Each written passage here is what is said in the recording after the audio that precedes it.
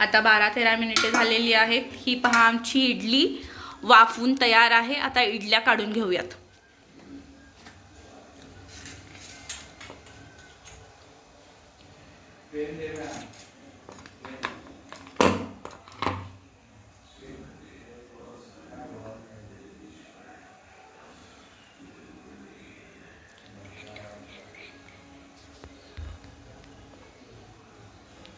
हे पहा गरम गरम वाफ सुद्धा निघत आहे इडलीतून.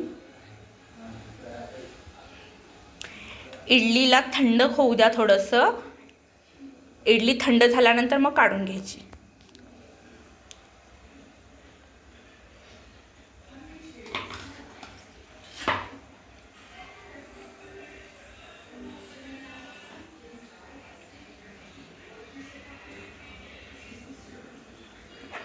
इडली गरम आहे त्याच्यामुळे असं होत आहे. थंड झाल्यानंतर काढल्यावर व्यवस्थित निघेल.